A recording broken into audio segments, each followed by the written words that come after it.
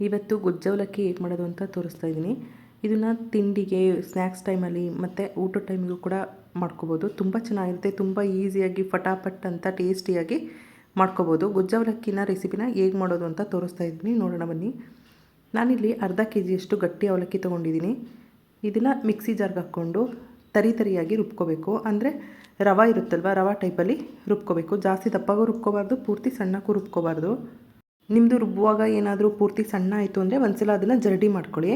ಇವಾಗ ಇದಕ್ಕೆ ಒಂದು ಅರ್ಧ ಲೀಟರಷ್ಟು ನೀರು ಹಾಕ್ಕೊಂಡು ಇದನ್ನು ಒಂದ್ಸಲ ತೊಳ್ಕೊಬೇಕು. ಇದು ತೊಳ್ಕೊತೀವಲ್ವ, ತೊಳೆದಾದ್ಮೇಲೆ ನೀರು ಸೋಸ್ಕೋತೀವಲ್ವ, ಸೋಸ್ಕೊಂಡಾದ್ಮೇಲೆ ಉಳ್ಕೊಳ್ಳುತ್ತಲ್ವ, ಅಷ್ಟೇ ನೀರು ಸಾಕಾಗುತ್ತೆ. ಮತ್ತೆ ನೀರೇನು ಬೇಕಾಗಲ್ಲ.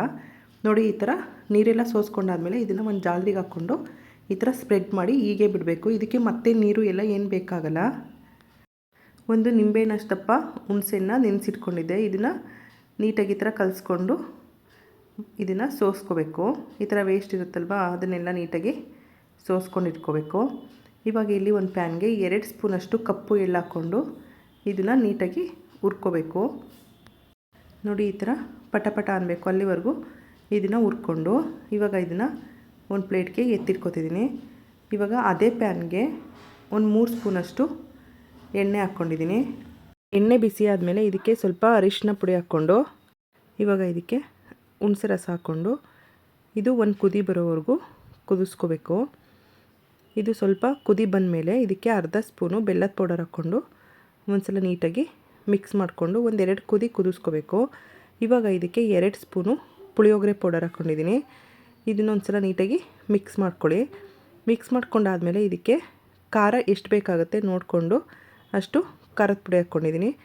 ಮತ್ತು ಅರ್ಧ ಸ್ಪೂನಷ್ಟು ರಸಂ ಪೌಡರ್, ಸ್ವಲ್ಪ ಜೀರಾ ಪೌಡರು ಮತ್ತು ಅರ್ಧ ಸ್ಪೂನು ಉಪ್ಪು ಹಾಕ್ಕೊಂಡು ಇದು ನೀಟಾಗಿ ಎಣ್ಣೆ ಬಿಡಬೇಕು. ಎಣ್ಣೆ ಬಿಡೋವರೆಗೂ ಚೆನ್ನಾಗಿ ಬೇಯಿಸ್ಕೋಬೇಕು.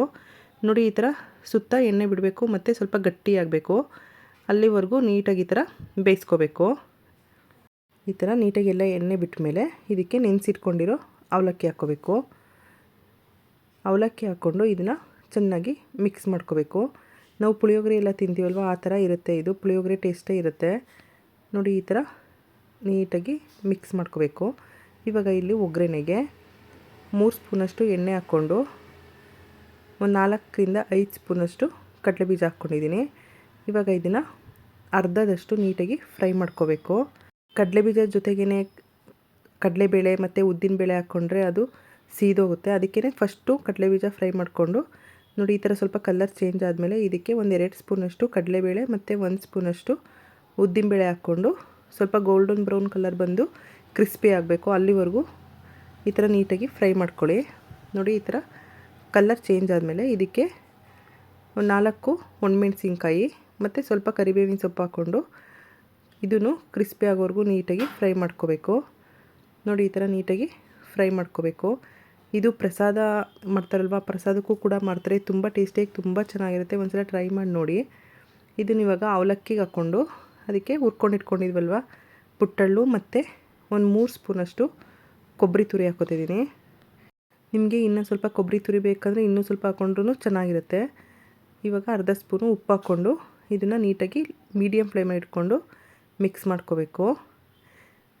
ನೋಡಿ, ಈ ಥರ ಚೆನ್ನಾಗಿ ಮಿಕ್ಸ್ ಮಾಡಿಕೊಂಡ್ರೆ ಗೊಜ್ಜವಲಕ್ಕಿ ರೆಡಿಯಾಗಿದೆ. ಇದನ್ನು ಒಂದು 5 ನಿಮಿಷ ಈ ಥರ ಮಿಕ್ಸ್ ಮಾಡಿಕೊಂಡು ಬೇಯಿಸ್ಕೊಂಡ್ರೆ ಸಾಕು.